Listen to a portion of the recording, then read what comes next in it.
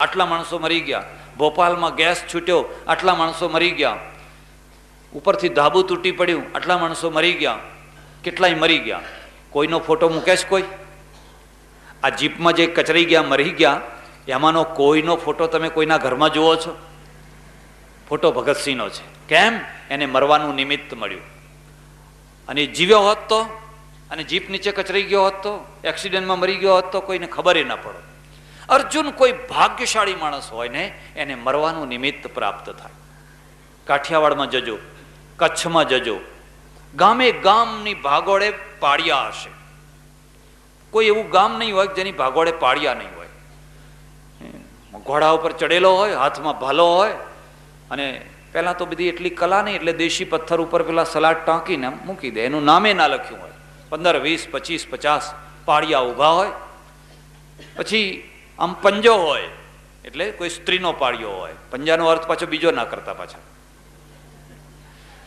તો કોઈ સ્ત્રીનો પાળિયો હોય, પેલો ભાલા લઈને ચડ્યો હોય, મીંઢળ બાંધેલું હોય, લગ્નમાં મીંઢળ બાંધેલું હોય, અને પરણા ફેરા ફરતા હોય ને બુમિયો ઢોલો વાગે, ધડમ ધડમ ધડમ ધડમ, ડાકુઓ ગામ લૂંટવા માટે આવેલા છે. આખા ગામને અમને બોરડી ખંખેરે એમ ખંખેરી નાખવાના છે. એટલે એક માણસ જે હાથમાં શસ્ત્ર આવે લઈને નીકળી પડે. તે પેલો ચોરીમાંથી ઊભો થાય, અને પેલી એની પરણેતર છે ને એને રોકે નહીં, જાઓ. એ ચોરીમાંથી ઊભો થાય અને ત્યાં જાય ને લડે, મરે, એનો પાળિયો થાય. ને પેલી આખી જિંદગી એના પાળિયા ઉપર આંસુના ટીપા પાડે, આખી જિંદગી સુધી. કેમ? એ પોચી પ્રજા નથી, ખુમારીવાળી પ્રજા છે, બાહોશ પ્રજા છે. એક ગામ, અને ગામમાં આવો બુમિયો ઢોલ વાગ્યો એટલે આખું ગામ ચડ્યું. આખા ગામનું રક્ષણ કરવા માટે આખા ગામમાંથી લોકો ચડ્યા, બધા તલવાર ને આ ને તે બધું લઈને ચડ્યા. એક દરબાર, તે ગરબાર ના નીકળે એટલે એમની પત્નીએ કહ્યું કે અરે આખું ગામ લડવા ગયું છે, તમે ઘરમાં કેમ બેઠા છો? તો કે હવે આખું ગામ ચડ્યું છે ને હું એકલો નહીં જાઉં તો એમાં શું વાંધો આવવાનો હતો? ઘણી વાર લોકો આવો વિચાર કરતા હોય કે હવે આટલા બધા ગયા છે ને આપણે એકલા નહીં જઈએ તો? હવે એમ એક એવો વિચાર કરે, બીજો એવો વિચાર કરે, ત્રીજો એવો વિચાર કરે, ચોથો એવો વિચાર કરે, બસ ગામ તૂટી જાય, ગામ લૂંટી જવાનું. અમારે વાલમમાં જઈને જોજો, એ શુલી મહત કી જય કે ક્યારી પાડીને એક છોકરું બહાર, ગામ બહાર, આવડું છોકરું હોય તો ઘરના બહાર, આખું ગામ.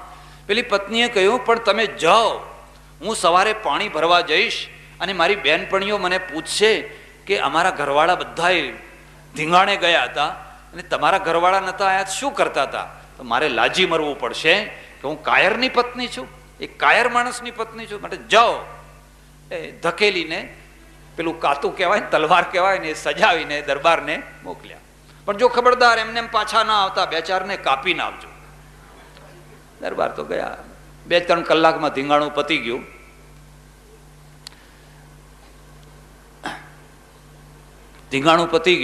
દરબાર પાછા આવ્યા એટલે પેલી એની પત્નીએ કહ્યું, હેમ સાચું બોલજો, શું કરીને તમે આવ્યા? કે 2ના તો માથા કાપ્યા, હેમ, અને 4ના હાથ કાપ્યા, અને 3ના પગ કાપ્યા, હેમ. કે બહુ બહાદુર, એમ ખરું કામ કર્યું. પણ તમને તો એક ખરોચ નથી આવી, તમને તો એક લીટું નથી થયું. જો તમે કોઈના કાપવા જાઓ તો તમને કંઈક થવું જોઈએ ને. ગાંડી રે ગાંડી, તું સમજી નહીં. પેલા ધીંગાણા વાળા આગળ લડતા હતા અને જે મળદા પડ્યા હતા ને એમને મેં તો કાપ્યા, એમ કે. એટલે મળદાવાળાના પગ કાપ્યા, અને મળદાવાળાના હાથ કાપ્યા, અને એને માથું કૂટ્યું કે આ મારા બાપને કૂવોય ના મળ્યો, તે આ કાયરને મને પરણાવી, આના કરતા મને કૂવામાં નાખ્યું હોત તો. સુખિનઃ ક્ષત્રિયા પાર્થ લભંતે યુદ્ધમિદૃશમ. અર્જુન, તારા નસીબ જાગ્યા છે કે તને મરવાની તક પ્રાપ્ત થઈ છે. મરવાનું એક નિમિત્ત ભગતસિંહને પ્રાપ્ત થયું. ભગતસિંહ અમર થઈ ગયો, અને જીપ નીચે ગાડામાં કૂવો ખોદતા ઘણા દટાઈને મરી જાય કે ના મરી જાય? ઉપરથી ભેખડ પડે, મરી જાય. કેટલી રીતે મરી જાય, શું થાય? હવે એમના કોઈ ફોટા મૂકે છે? પણ એક નિમિત્ત મળતું હોય છે. જ્યારે તમે સમાજ માટે, રાષ્ટ્ર માટે, ધર્મ માટે, માનવતાના નિમિત્તે જ્યારે તમે પ્રાણ આપતા હો છો ને, ત્યારે તમે અમર થઈ જતા હો છો.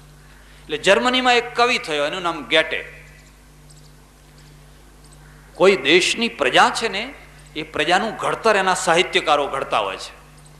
અને સાહિત્યકારો જ્યારે પ્રજાને ઘડતર કરે ને, ગેટે કરીને થયો. એણે કહ્યું, જર્મનો, તમે ખાટલામાં મરવા માટે નથી જન્મ્યા. તમને 2 ઇન્જેક્શન આપે, અહીં નાડી મૂકે, આમ કરે, 6 મહિના સુધી તમે રીબાવો અને પછી માંડ તમારો પ્રાણ નીકળે, એમ મરવા માટે તમે નથી જન્મ્યા. એ મરશે બીજી દુનિયા. તમે તો યુદ્ધના મેદાન માટે મરવા માટે જન્મ્યા છો. જાઓ યુદ્ધના મેદાનમાં જઈને મરો. અહીં ખાટલામાં પડી પડીને શું મરો છો?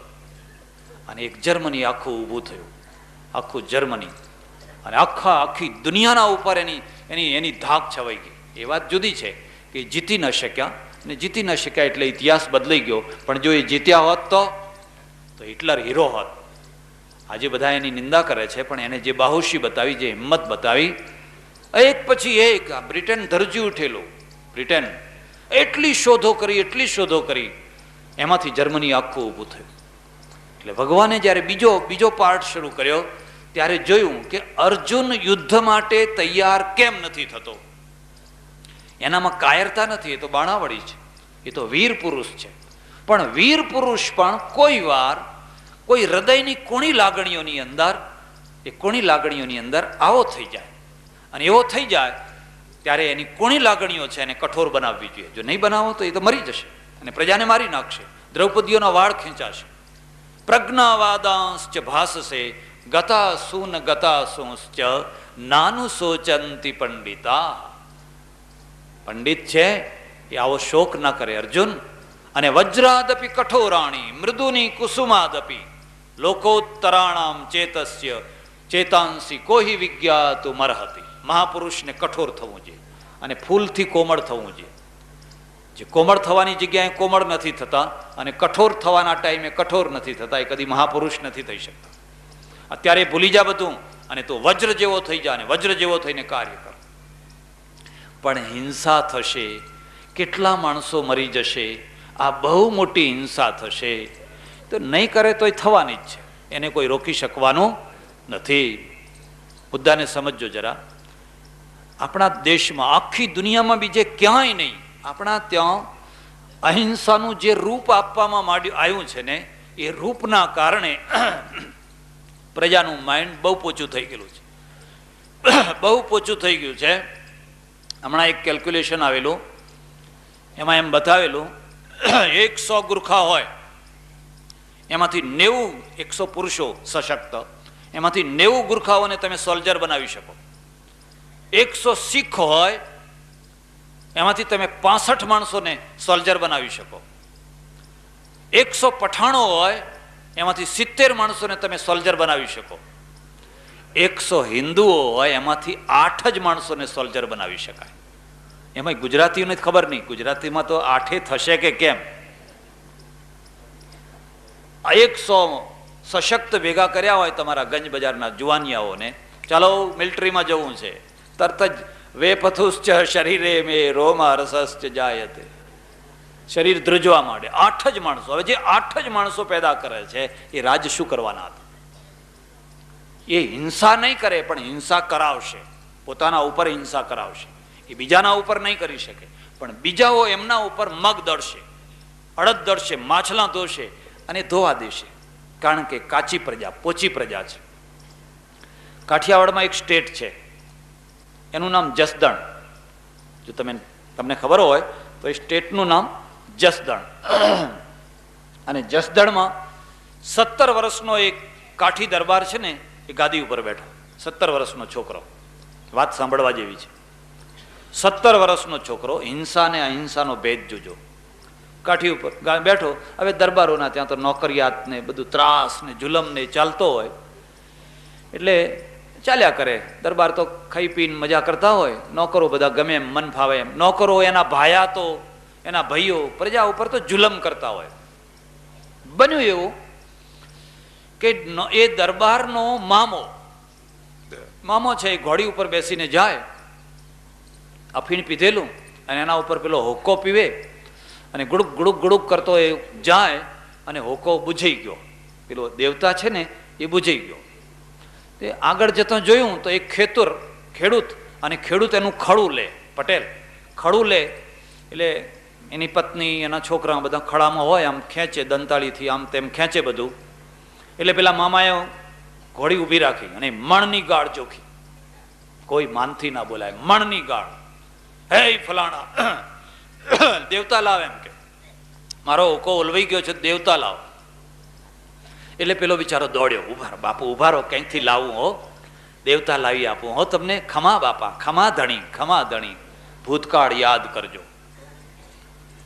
નહીં, ક્યાં જાય છે?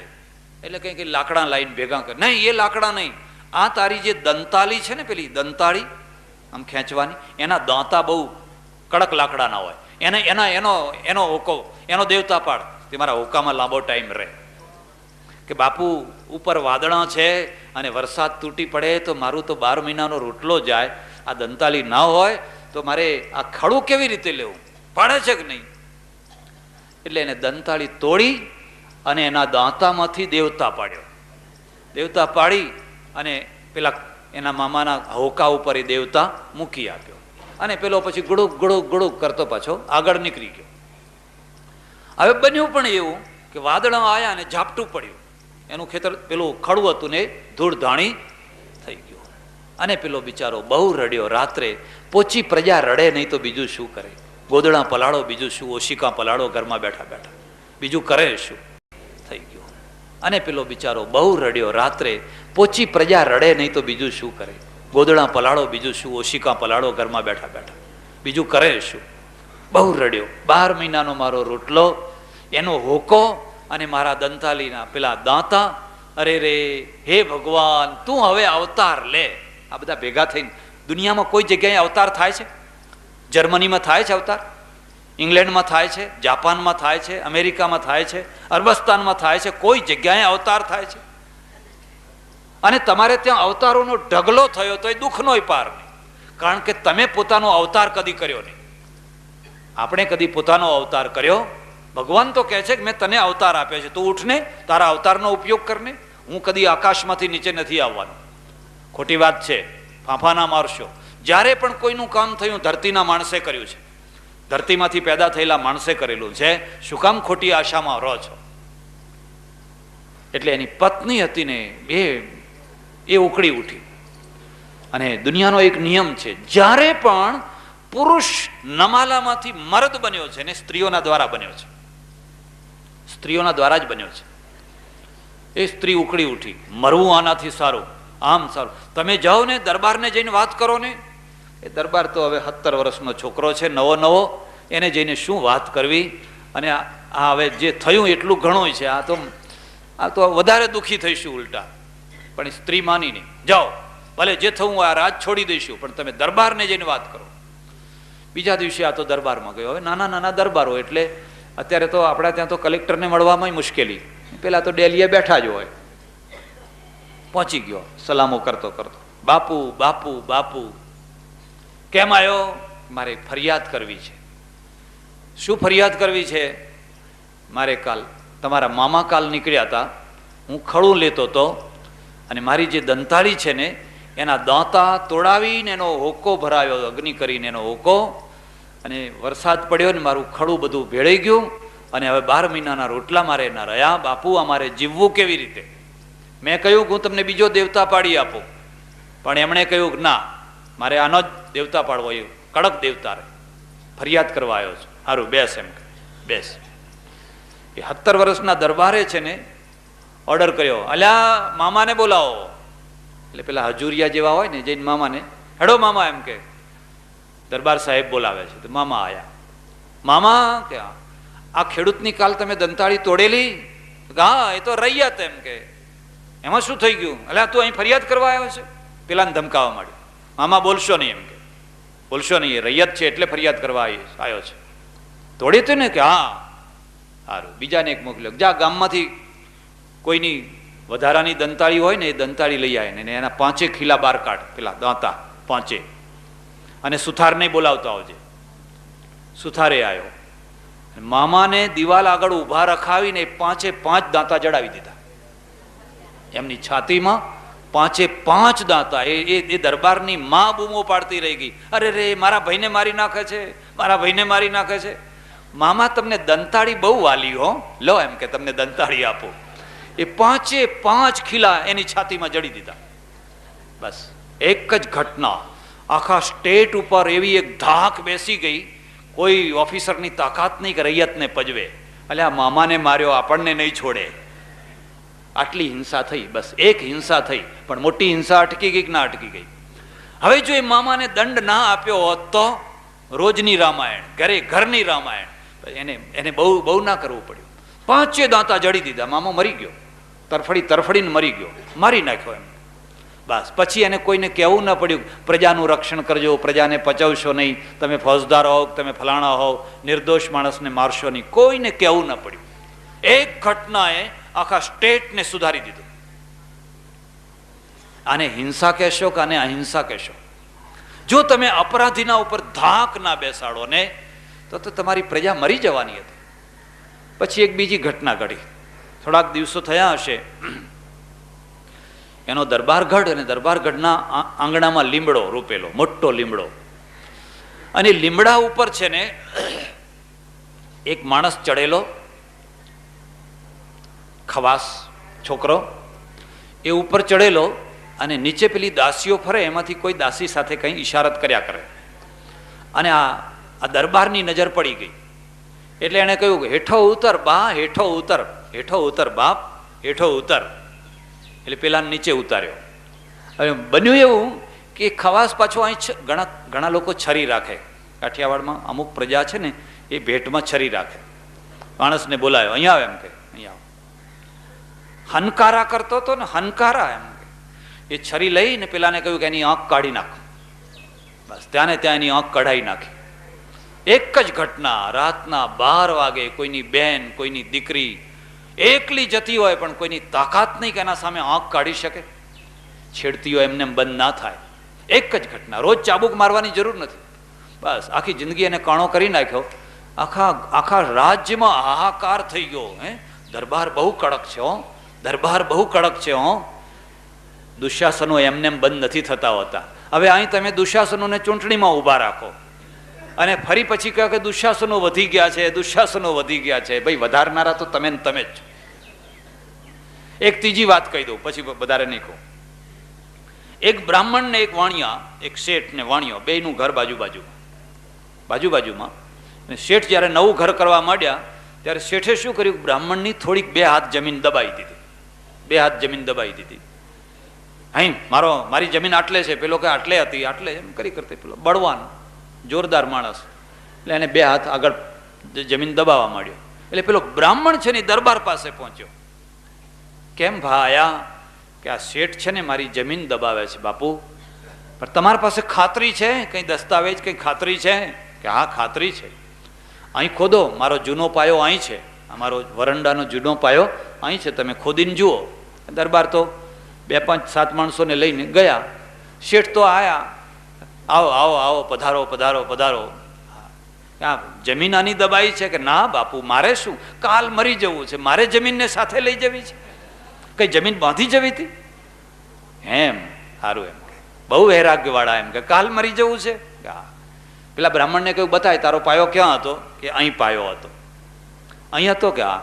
ખોદનારાને કહ્યું ખોદો. એટલે ખોદ્યું, એટલે પાયો નીકળ્યો. ખરેખર પાયો નીકળ્યો. શેઠ, આ પાયો તો અહીં નીકળ્યો. એટલે શેઠનું મોઢું ઢીલું થઈ ગયું, સમજી ગયા, પકડી ગયા. ભા તમને જમીન બહુ વાલી, એમ કે હો, તમને જમીન બહુ વાલી, કાલ મરી જવું છે અને 2 હાથ જમીન પડાવતા જવું છે. એટલે આ ખોદ જરા વધારે ખોદ, એમ કે પેલાને કે હો, પેલા ખોદનારાને કે ખોદ જરા વધારે ખોદ, એમ કે. શેઠને એમાં ને એમાં દાબી દીધા. બસ માટી નાખ ઉપર, એમ કે બહુ જમીન વાલી તમને, એમ કે લો જમીનમાં રહો. બસ આ 3 ઘટનાઓએ આખા સ્ટેટનું વાતાવરણ એવું સુધારી દીધું. કોઈ કોઈની જમીન ના પડાવે, કોઈ બેન દીકરીની છેડતી ના કરે, કોઈ ઓફિસર પ્રજાને રંજાડે નહીં, અને રામ રાજ્ય થઈ ગયું, રામ રાજ્ય થઈ ગયું. હવે આ 3 ઘટનાઓ ના ઘટી હોત તો એનું પરિણામ શું આવત? એટલે ભગવદ્ ગીતા કહે છે, અર્જુન જો હું તને કહું છું, આ તો આતતાઈઓ છે, અને આતતાઈ હોય ને એના ઉપર દયા કરવાની ન હોય. લખી લેજો, હું તમને બતાવું છું. કૃષ્ણે પોઈન્ટ આપ્યા છે. અગ્નિદો ગરદશ્ચૈવ ધનહારી ચ સુપ્તગ ક્ષેત્રદારાપહારી ચ સડે તે યાતતાઈ ન. અગ્નિદો અગ્નિ લગાડનાર, ગરદો ઝેર આપનાર, અગ્નિદો ગરદશ્ચૈવ ધનહારી કોઈનું ધન પડાવી લેનાર, સુપ્તગ સુતેલાને મારનાર. મારવા હોય તો મારો ને, જગાડો ને, આમી છાતીએ મારો ને, પણ પેલો બિચારો ઘસઘસાટ ઊંઘ્યો હોય ત્યારે સુતેલાને મારનાર, સુતેલાને મારનાર. ક્ષેત્રદારાપહારી ચ કોઈનું ખેતર પડાવી લેનાર, અને કોઈની સ્ત્રીનું હરણ કરી લેનાર, પરણેતરનું હરણ કરી લેનાર. આ 6 કામ કરે એને આતતાઈ કહેવાય. અર્જુન 6 માંથી 1 કરે તો આતતાઈ કહેવાય. આમણે તો 6 એ 6 કર્યા છે. ગુરુમ વા બાલવૃદ્ધૌ વા બ્રાહ્મણમ વા બહુશ્રુતમ આતતાઈન માયાંતમ હન્યા દેવા વિચારયન.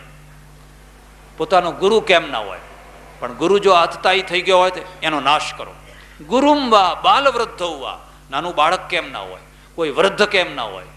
ગુરુમ વા બાલવૃદ્ધૌ વા બ્રાહ્મણમ વા બહુશ્રુતમ, કોઈ બ્રાહ્મણ હોય, વેદ વેદતા બ્રાહ્મણ, ભલે નહીં બ્રાહ્મણ રહ્યો વેદ વેદતા, આતતાઈન માયાંતમ હન્યા દેવા વિચારયન. પણ જો એ આતતાઈ થઈ ગયો હોય તો વગર વિચારે એનો નાશ કરો. રાવણ બ્રાહ્મણ હતો ને, પણ આતતાઈ હતો, અને આતતાઈ હતો એટલે એનો નાશ કર્યો. વેદ વેદતા હતો, જેવો તેવો નતો. આ 6 કર્મ યાદ રાખજો. અર્જુન, જો આ તારા કૌરવો છે ને, આ બધા મામા ને બધા ભેગા થયા છે ને, એમને તમારા સાથે શું કર્યું? અગ્નિ દો, તમને લાક્ષાગ્રહમાં બાળ્યા. તમને બાળી નાખવા માટે એમણે લાખાગ્રહ બનાવ્યું અને લાખાગ્રહમાં આગ લગાડી. અગ્નિ દો ગરદશ્ચૈવ, તમને ઝેર આપ્યું. આ ભીમને ઝેર આપ્યું હતું, એને ઝેર આપીને મારી નાખવાનો પ્રયત્ન કર્યો.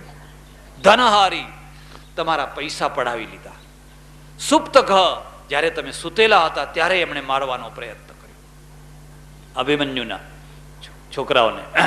સુપ્તઘ ક્ષેત્રદારાપહારી ચ, તમારી મિલકત પડાવી લીધી અને તમારી દ્રૌપદીનું હરણ કર્યું. આ 6 એ 6 કર્મો આમણે કરેલા છે. હવે તું કહે છે મારે નથી યુદ્ધ કરવું, મારે નથી યુદ્ધ કરવું. આ તો આતતાઈ છે, અને આતતાઈ ઉપર દયા કરવાની હોય. દયા પણ દોષ થઈ જાય જો ખોટી જગ્યાએ દયા કરવામાં આવે તો. જો ખોટી જગ્યાએ દયા કરવામાં આવે તો દયા પણ દોષ થઈ જાય. દયાળુ થજો, નિર્દય ન થજો, પણ દયા કરવાની જગ્યાએ દયા કરજો. જ્યાં દયા નથી કરવાની, જો ત્યાં દયા કરશો તો. ખબર છે, થોડા ટાઈમ પહેલા એક કેસ બનેલો રંગા અને બિલ્લાનો, પેપરોમાં આવેલો, ખબર છે ને? પંજાબમાં, દિલ્હીમાં રંગા અને બિલ્લા 2 છોકરાઓ, અને 2 છોકરાઓએ બહુ બહુ ભયંકર અત્યાચાર કરેલો. એના ઉપર દયા થાય ખરી? એમને જીવતદાન અપાય ખરું? અત્યાચારીઓને અપાય ખરું? એટલે એક હડકાયું કૂતરું છે, એક કૂતરાને હડકવા હાલ્યો છે. પૂંછડું સીધું થઈ ગયું છે, જંપીને બેસતું નથી. હાડ હાડ હાડ હાડ હાડ હાડ સીધું, જે આવે એને કઈડે છે, જે આવે એને કઈડે છે. દયા કરશો તો એ જીવવાનું છે, દયા કરશો તો એ જીવવાનું છે. અરે કેટલાના ઘર ઉજ્જડ કરી નાખશે, કેટલાના ઘરનું નિકંદન કાઢી નાખશે. એકનો એક છોકરો હોય ને બિચારો રમતો હોય ને કૂતરું આવીને કઈડે, એ તો હવે બીજા દાડે મરવાનું જ છે, પણ આનું તો નિકંદન કાઢ્યું ને. હવે એના ઉપર દયા કરશો, અને જો તમે એના ઉપર પણ દયા કરવાનું સમજો ને, ત્યાં તમે ધર્મને સમજી જ નથી શક્યા. તમે ધર્મને સમજી જ નથી શક્યા. તમે ધર્મના નામે ધર્માભાસ લઈને બેઠા છો, અને એ ધર્માભાસ તમને ડૂબાડે છે, એટલે તમે માર ખાઓ છો. બચાવી. ક્ષેત્રદારાપહારી ચ સડે તે યાતતાઈના. માટે અર્જુન તો યુદ્ધ કર.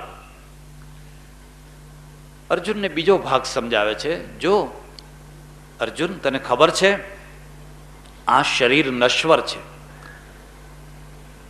અને આત્મા અમર છે. આ શરીરનું ગમે એવું જતન કરો તો એ વહેલા મોડું મરવાનું ને મરવાનું જ.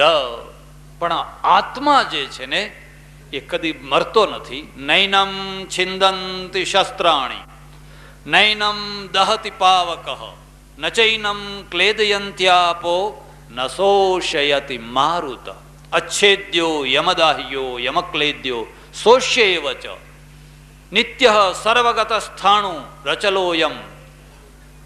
આ ફિલોસોફી આવી, તાત્વિકતા આવી.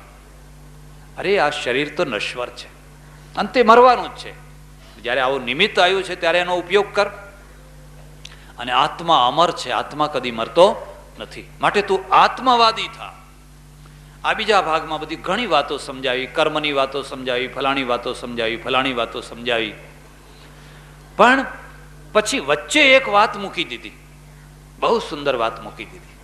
અને એ સ્થિતપ્રજ્ઞની વાત મૂકી દીધી.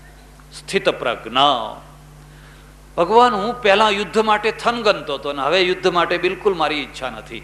મારી પ્રજ્ઞા સ્થિર થયેલી નથી, મારી બુદ્ધિ છે એ સ્થિર થયેલી નથી. તો સ્થિર થયેલી બુદ્ધિ કોને કહેવાય? એના પહેલા અર્જુનને કેવડાયું છે, શિષ્યસ્તેહમ શાધિમાત્વામ પ્રપન્નમ. હું દ્વિધામાં પડી ગયો છું, હું ભ્રાંતિમાં પડી ગયો છું. યુદ્ધ કરવું, યુદ્ધ ના કરવું, પલાયન થઈ જવું, મરી જવું, હું ભ્રાંતિમાં પડી ગયો. યચ્છ્રેયસ્યાદ નિશ્ચિતમ બ્રૂહિ તન્મે. જે મારા માટે જે કલ્યાણકારી હોય એ મને તમે બતાવો. શિષ્યસ્તેહમ, હું તમારો શિષ્ય છું. કોઈ વાર અટવાઈ જાઓ, કોઈ વાર ગૂંચવાઈ જાઓ અને તમારા નિર્ણયો અવ્યવસ્થિત થઈ જાય અને મોટું કામ આદરીને બેઠા હો. નાના કામની તો વાત જુદી છે. કોઈ નાનું કામ આદરીને બેઠા હો ને અવ્યવસ્થિત થઈ જાવ તો કોઈ વાંધો નહીં. પણ જેમાં લાખો માણસો પ્રભાવિત થવાના છે એવું મોટું કામ આદરીને બેઠા હો અને પછી અવ્યવસ્થિત થઈ જાવ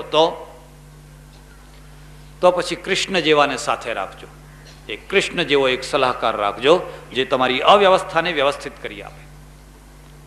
એટલે ભગવાને કહ્યું, જો સાંભળ ત્યારે સ્થિત પ્રજ્ઞસ્ય કા ભાષા સમાધિસ્થસ્ય કેશવ સ્થિતધિ કિમ પ્રભાષેત કિમાસીત વ્રજેત કિમ. આ અર્જુનનો પ્રશ્ન છે અને બહુ મુદ્દાની વાત છે, સમજવા જેવી. સ્થિત પ્રજ્ઞ કોને કહેવાય? એ કેવો બેસે, કેવું ચાલે, કેવું બોલે, કેવું ફરે, એના બાહ્ય લક્ષણ મને બતાવો. સ્થિત પ્રજ્ઞસ્ય કા ભાષા, એની ભાષા કેવી હોય, એની વાણી કેવી હોય. અને કૃષ્ણે જે એનો ઉત્તર શરૂ કર્યો, ગાંધીજી રોજ આ મંત્રોને બોલાવતા. એમની પ્રાર્થનામાં આ જે ગીતાના શ્લોકો છે ને એ શ્લોકોને રોજ બોલાવતા. પ્રજહાતિ યદા કામાન સર્વાન પાર્થ મનોગતાન આત્મન્યેવાત્મના તુષ્ટ સ્થિત પ્રજ્ઞસ્તદોચ્યતે. અર્જુન, જ્યારે કામનાઓ એની છૂટી જાય, પ્રજહાતિ યદા કામાન, એના મનની અંદર રહેલી જે કામનાઓ છે જ્યારે છૂટી જાય, ગૂંચવાડો જ છે પાછો. કામનાઓ છૂટી જાય તો અર્જુનની તો કામનાઓ છૂટી જ ગઈ છે ને. આપણે રાજ્ય નથી જોઈતું, પાટે નથી જોઈતું, કશુંય નથી જોઈતું. ભિક્ષા માગશું ને શાંતિથી બાકીનું જીવન પૂરું કરશું. તો અર્જુન સ્થિત પ્રજ્ઞ થઈ ગયો ને? નહીં, કામ શબ્દ છે અને કામનાનો અર્થ થાય છે ઈચ્છા. એ કામના નહીં પણ ઈચ્છાના ભેદ છે. કામના એટલે શું? નોટ કરજો, લખી લેજો. ઇન્દ્રિયજન્ય સુખોની તીવ્ર ઈચ્છા, એનું નામ કામના. તમને હાઈસ્કૂલ બાંધવાની ઈચ્છા થઈ એને કામના ના કહેવાય. અંબાજીમાં ધર્મશાળા બાંધવાની ઈચ્છા થઈ એને કામના ના કહેવાય, એને ભાવના કહેવાય. એને ભાવના કહેવાય. અહીં ઊંઝામાં એક પટેલવાડી બાંધવાની ઈચ્છા થઈ, એ ભાવના કહેવાય. ત્યારે કામના કોને કહેવાય? કામનાનું રૂપ બતાવ્યું. ઇન્દ્રિયજન્ય જે સુખો, આપણી જે 5 ઇન્દ્રિયો છે એ 5 ઇન્દ્રિયોમાંથી કોઈ પણ ઇન્દ્રિય અથવા 5 ઇન્દ્રિયો એમાંથી જે મળનારા જે વ્યક્તિગત સુખો, એ સુખો માટેની જે તીવ્ર ઈચ્છા, એ તીવ્ર ઈચ્છાનું નામ છે કામના. ઈચ્છાનો નાશ કદી ન થઈ શકે, ઈચ્છાનો અભાવ કદી ન થઈ શકે, કામનાનો અભાવ થઈ શકે. પ્રજહાતિ યદા કામાન સર્વાન પાર્થ મનોગતાન. હે પાર્થ, મનની અંદર રહેનારી જે આ કામનાઓ છે, આ વાસનાઓ છે, હજુ મારે પેલું ખાવું છે, હજુ મારે પેલું જોવું છે, હજુ મારે પેલું ઓઢવું છે, હજુ મારે ફલાણી પ્રકારના ચંપલ પહેરવા છે, એ જે કામનાઓ છે જ્યારે માણસની ઉતરી જાય, આત્મન્યેવાત્મના તુષ્ટ, અને પછી પોતે જ પોતાનામાં તૃપ્ત થઈને રહે, પોતે જ પોતાનામાં. જોજો, માણસના જીવન ઉપર જોજો. કેટલાક માણસો છે ને રાત દિવસ દોડ્યા કરતા હોય છે બજારમાં, ફલાણી જગ્યાએ, આ લાવો, આ ખાવું છે, આ લાવો. કેટલાક માણસો તો એવા હોય કે એમની પેટીમાં 100 સાડીઓ પડી હોય, 100 સાડીઓ, પણ બજારમાં જો નવી આવી હોય તો લાવવી જ પડે. એને ભાવના ના કહેવાય, એનું નામ કહેવાય કામના. એમાંય એના પતિનું ગજવું પહોંચતું હોય ને લઈ આવે તો હજુ સમજ્યા, ચાલો ને ભાઈ ગજવું પહોંચે છે. પણ એ ગજવું ના પહોંચતું હોય તો આ બેનને તો જોઈએ. હવે એ કાપ ક્યાં મૂકશો? તો પતિને કે તમારા ખર્ચામાં કાપ મૂકો, તમારા ખર્ચામાં કાપ, બીજા કઈ ખર્ચામાં કાપ મૂકો. હવે એ સ્ત્રી એ પતિનું કઈ ભલું કરી શકે? પ્રજહાતિ યદા કામાન મનોગતાન આત્મન્યેવાત્મના તુષ્ટ સ્થિત પ્રજ્ઞસ્તદોચ્યતે. ત્યારે એને સ્થિત પ્રજ્ઞ થયો કહેવાય. અર્જુન કે ના, હજુ હું સમજી ન શક્યો. આટલું જ. અને કોને એમ સમજવું કે આ સ્થિત પ્રજ્ઞ છે ને મનમાં પોતાનામાં જ તૃપ્ત છે? એવી શું ખબર પડે?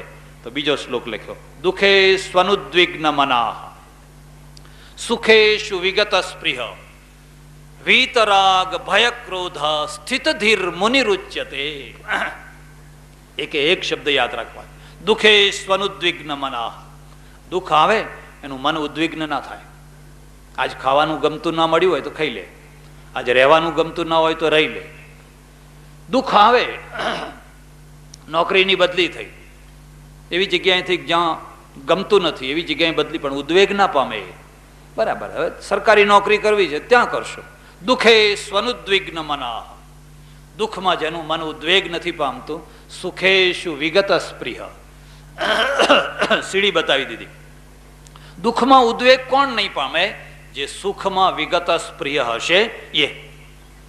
માણસનું માપ કાઢજો, એની પાસે સુખનો ઢગલો કરી દો. છોકરાને એક ચોકલેટ બતાવો, નાચવા માંડે છે કે નહીં? 2 બિસ્કિટ બતાવો, કૂદવા માંડે છે, રાજી થઈ જાય છે, કારણ કે સુખનો વેગ આવ્યો. એમ માણસ છે ને, એ માણસને જરાક તેજી આવી જાય, બસ કૂદવા માંડે, નાચવા માંડે. એટલે આ મંદી આવી રહી છે, શું કામ કૂદો છો? પાછળ ને પાછળ. એટલે પછી પાછા ઢીલા, કાલ કૂદતા હતા. દુઃખે સ્વનુદ્વિગ્ન મનાઃ. દુઃખ આવે તો એ ઉદ્વેગ નથી પામતો અર્જુન. અને સુખેષુ વિગત સ્પૃહ. અને સુખ આવે તો એને સુખને લાત નથી મારતો, પણ સ્પૃહા નથી. આવે તો ભલે, ભગવાને આપ્યું છે.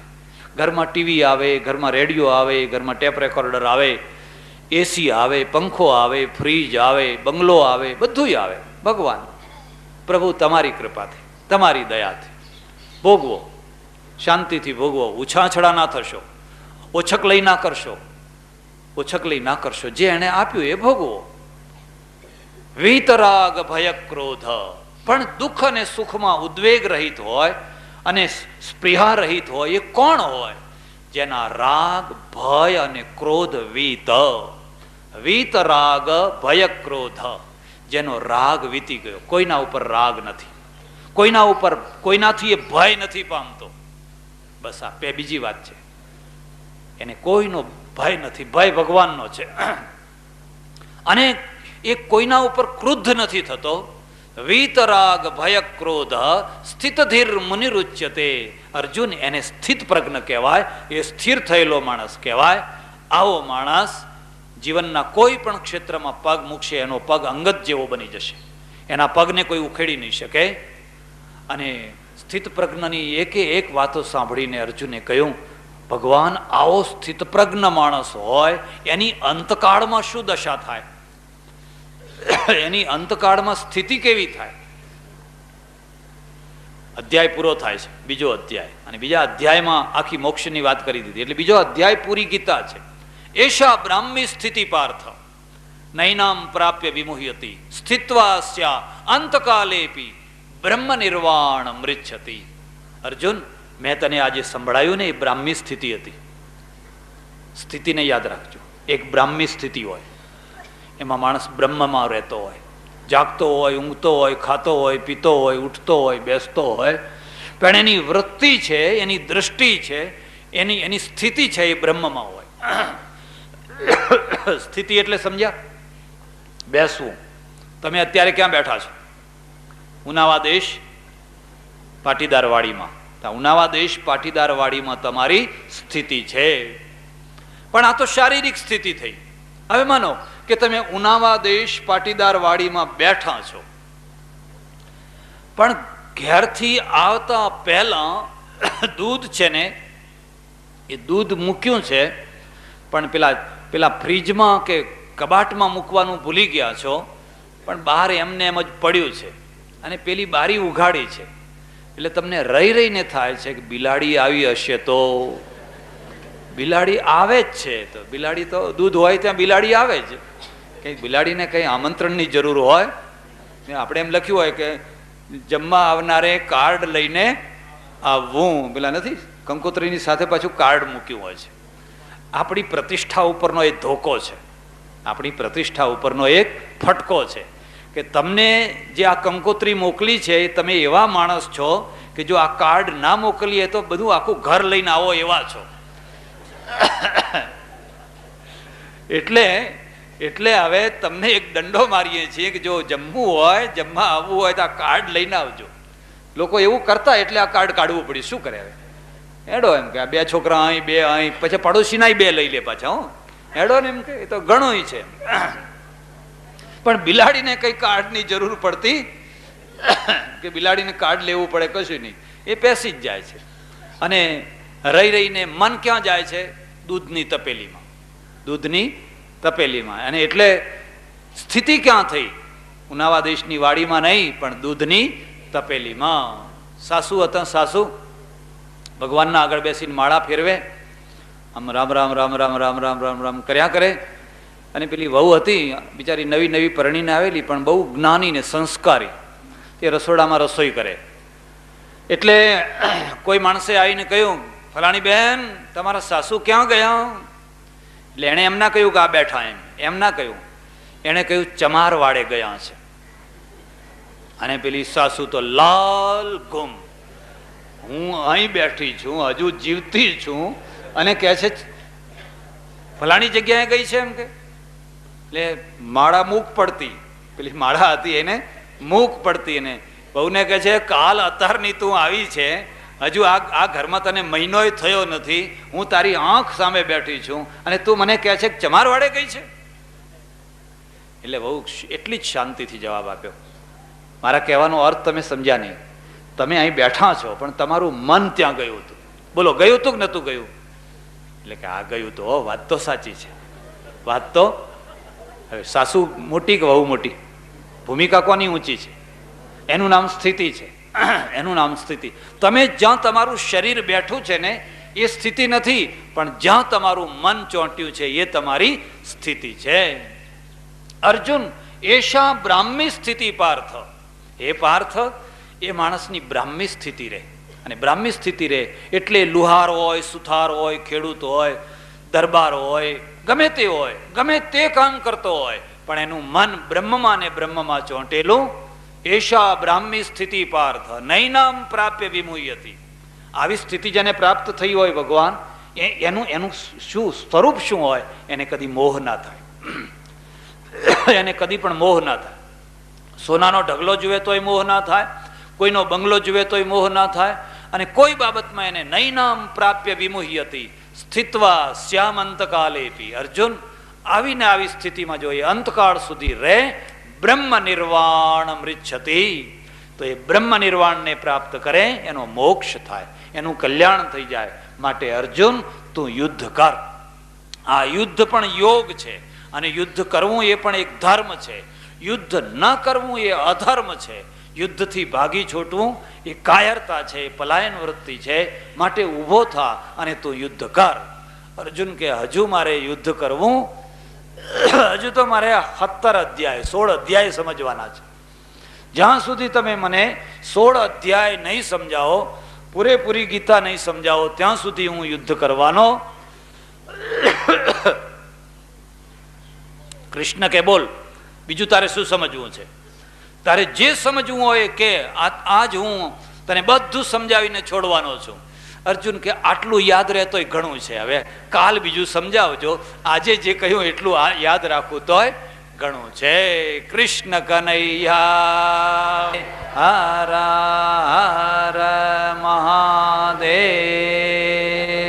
હર.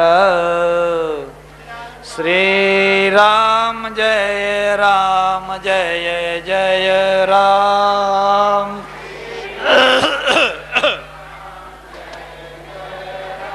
શ્રી રામ જય રામ જય જય રામ.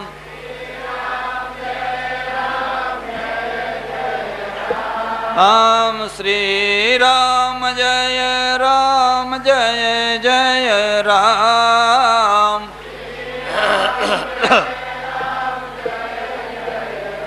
રામ શ્રી રામ જય રામ જય જય રામ.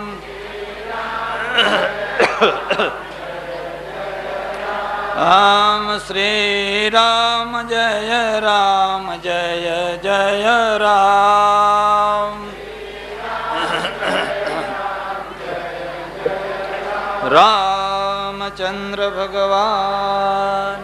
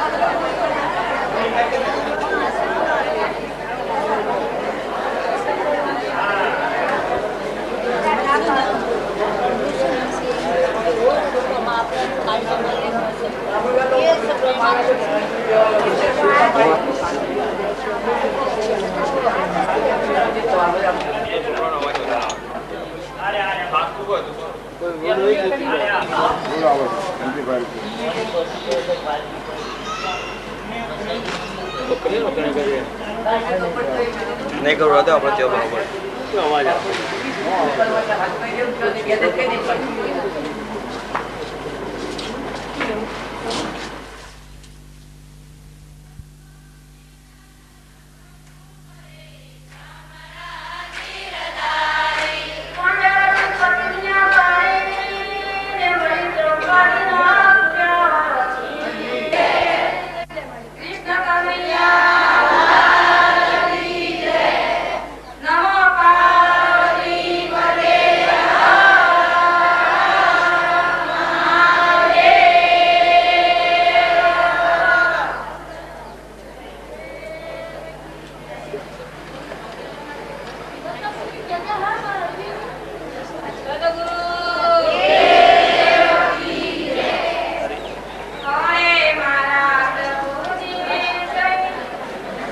અપરાધ ઘણા છે મારા.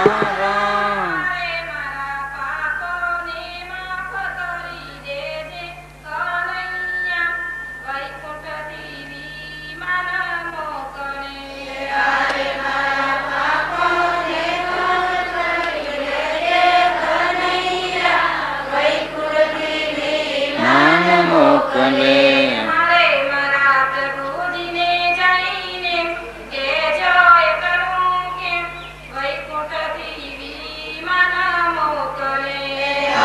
મારા પ્રભુજીને જઈને કેજો એક કુઠથી વિમાન મોકલે.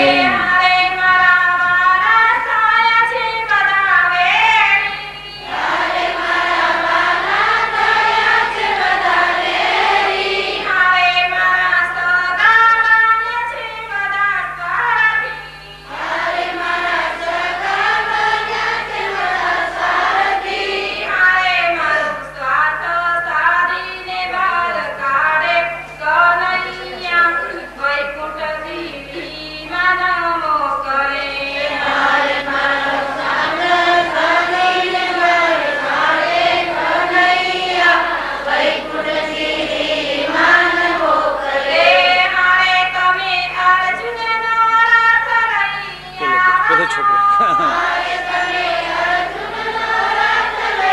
કોઈ છોકરું નહીં, કોઈ નહીં.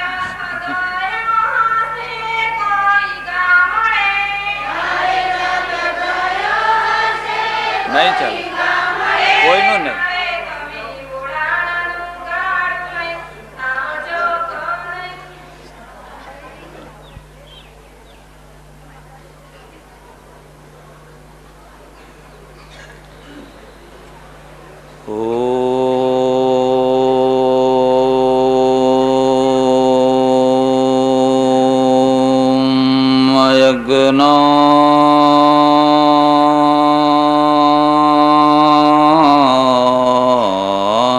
તિમિરાંધસ્ય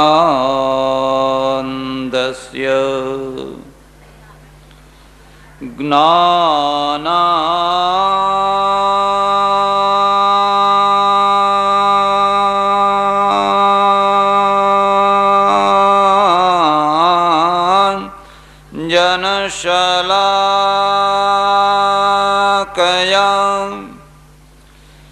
ચક્ષુરુન્મીલિતં યેન તસ્મૈ શ્રી ગુરવે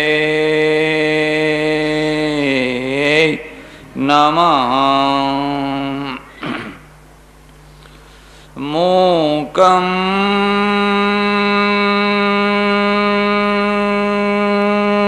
કરોતિ વાચાલં પંગું લંઘયતે ગિરિં યત્કૃપા તમહં વંદે પરમાનંદમાધવં. વાગર્થા વિવસંપૃક્તૌ વાગર્થા પ્રતિપત્તયે જગતઃ પિતરૌ વંદે પાર્વતી પરમેશ્વરૌ.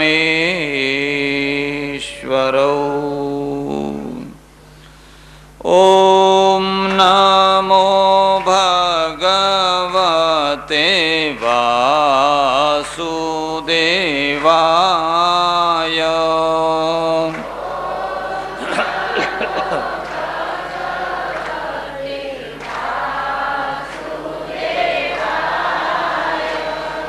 ઓમ નમો ભગવતે વાસુદેવાય.